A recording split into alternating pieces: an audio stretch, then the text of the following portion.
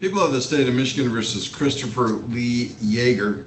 This is file 1621044. Mr. Yeager had pled to a charge of failing to pay his child support. The prosecutor had agreed to dismiss the other file and recommend no additional jail at the time of sentencing if defendant continues to pay on arrearage and also complies with sentencing. That case was set for sentencing on April 9th, 2021, and it was adjourned to April 16th, 2021. And the Department of Corrections notified the court that calls were made and voicemails were left for the defendant on March 22nd, March 23rd. On March 24th, another call was made. A man answered and advised the writer had the wrong number. An email sent was to defendant's attorney. Received an email back providing an additional number for the defendant. That number was called on March 25th, March 26th, March 29th, March 30th, April 5th, April 6th, April 7th, and April 9th. The mailbox was full, so messages were unable to be left. The writer also attempted to reach the defendant via email on March 30th. Therefore, a pre-sentence report would not be completed. He appeared for sentencing on that date on video, and I lectured him on the importance of getting that report done and reset it for today's date. And then I get a report from the Department of Corrections indicating the defendant appeared for sentencing on April 16th, and when questioned about failing to complete his pre-sentence report, he advised he never got any calls from the agent. He stated his preferred method of contact is a letter or email because sometimes he does not have a phone. Supervisor Martin advised him that she would personally send him a letter and an email with a pre-sentence interview appointment. She sent the letter and an email informing him that his interview with the agent was May 3rd at 10 o'clock via Zoom. He contacted Supervisor Martin on the morning of May 3rd to see what time his interview was.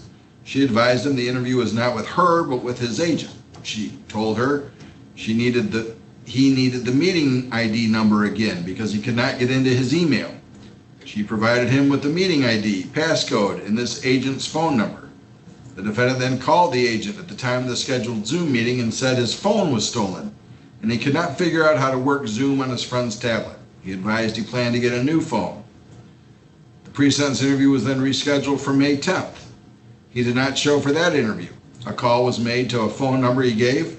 A woman answered and advised never to call that number for the defendant again. The agent also called two other numbers and emailed them. An email was also sent to Ms. Halleck, inquiring if she had any other information. An email was received from Ms. Halleck's legal assistant providing yet another number for him. The agent called that number and left a voicemail. On 5/12, a voicemail was received from the defendant apologizing for missing his pre-sentence interview. He stated he was calling from someone else's phone and he still does not have one. He provided a new email address and requested his agent reach him by email.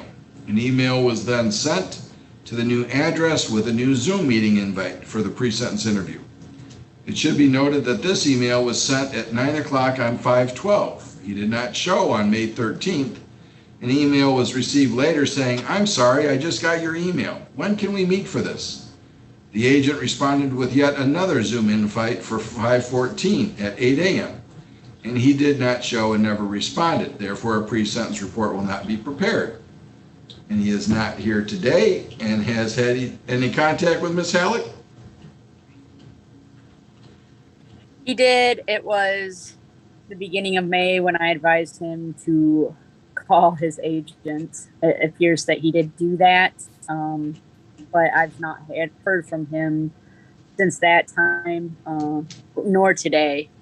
We've attempted to contact him by phone, email, with no luck. Okay. All right. So Assistant Attorney General Emmanuel Awuta-Coker is here. And sir, at this point, I'm going to ask you to prepare a bench warrant and bond forfeiture. This is the second time, so we are not compelled to wait 48 hours for him to get a hold of the court. His bond is hereby canceled. I'd ask that a warrant be prepared, and he'll be held in jail until his pre-sentence report is completed. Once he turns himself in or is arrested, we'll notify everybody, and the Attorney General can decide whether or not they wish to charge absconding in addition to anything else. With that, the case is adjourned, and I look forward to getting that warrant. Thank you. All right, thank you.